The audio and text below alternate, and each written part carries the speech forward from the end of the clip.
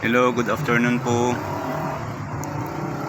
Ito po ang tinatawag na spider gear assembly ng differential. Ito ang cross shaft ng pinion gear. Ito ang mga pinion gear. Pinion gear. Ito ang side gear. Ito ang nakakontak sa may yung axle. Ito naka-engage yung axle, naka-coupled. Ito ang isa. Yan ang assembly ng spider gear assembly ng differential. Yun ang housing niya. Ito ang ring gear. Ring gear, yan ang housing ng spider gear. Ito naman yung adjuster, kung saan mo i-adjust kung gusto mong kunin ang clearance ng pinion drive at saka ring gear. Ito yung drive pinion at saka ring gear clearance. Ito ang i-adjust. Yun yung nasira na spider gear, napudpud yung gear, sira. Ayun, dinamay pa pati pero nalinisan naman itong ring gear housing. Itong nabili na spider gear na ito ay surplus Pinoy, galing sa Katayan. Nabili sa Katayan kasi ito ang ilalagay natin dahil ito ang available. Itong nilalagay itong ganitong paglagay, nilalagay ito side gear. Ito ang naka-couple sa axle, nilalagay doon ganun. Tapos ito naman, ito ang pinion gear, ganun yun. Ito yung isa, ganun, nilalagay dito, ilalagay dito, ganun ang pagkalagay, ganun ang style niyan. Ayun, nakaganyan. Tapos itong isang side gear, ganun, nakaganon, ganyan ang labas. Pero hindi natin dito bubuhin dahil mabigat, malayo yung kinaroroonan ng paglalagyan. Ayun, nasa kalsada, kaya doon natin buuin ito. In-illustrate ko lang kung paano ilagay ang spider gear. Ganito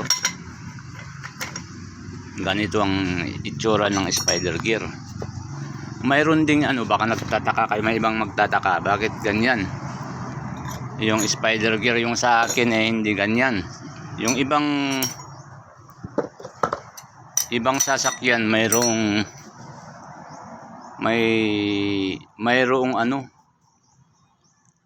shim at saka disc dito nakalagay. May cluster ng parang ganito, maraming ganito, pero may tainga yung iba. May shim at saka disc na may dalawang tainga dito.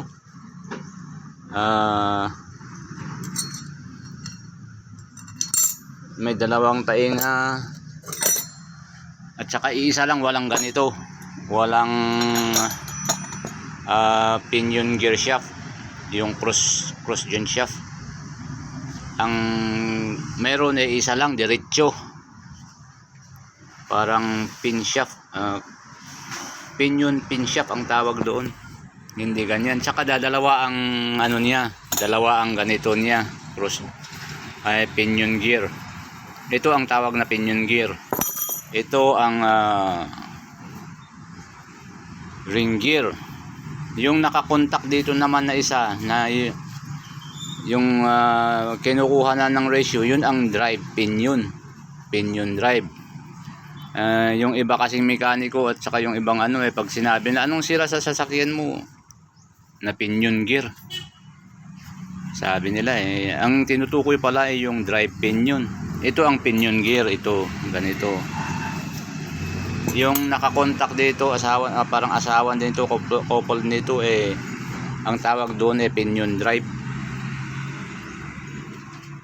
Yun ang magdadrive dito para umikot. Pero ito ang pinion. Ito naman malalaki na ito, dalawa rin ito. Ayan ang side gear. Yung ibang klase yun ang tinatawag nilang yung may ano dito, may ganito, ito na may cluster, tinatawag na clutch. Parang clutch ng motor na clustered yun, marami, mga 5 siguro nakalagay dito na may tainga yung isa, saka may shim. Interval ang pagkalagay, mayroon ding ganun isa ulit, saka may shim din. Ang tawag doon limited slip differential. Kalimitan nakalagay doon, naka-install sa mga SUV o yung mga 4x4 na pick-up. Doon, ito ordinary ito. 4 ang ano niya. 4 ang pinion gear.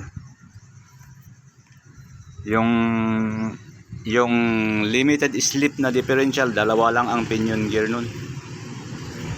Kaya assemblin sana dito, kaya lang malayo yung paglalagyan, wala akong kasama, kaya doon ko na lang assemblean. Minustra ko lang yung ano, kung paano isalpak. Okay po, thank you. Sa next video ulit tuturo ko kung paano magsalpak dito. Maraming salamat po.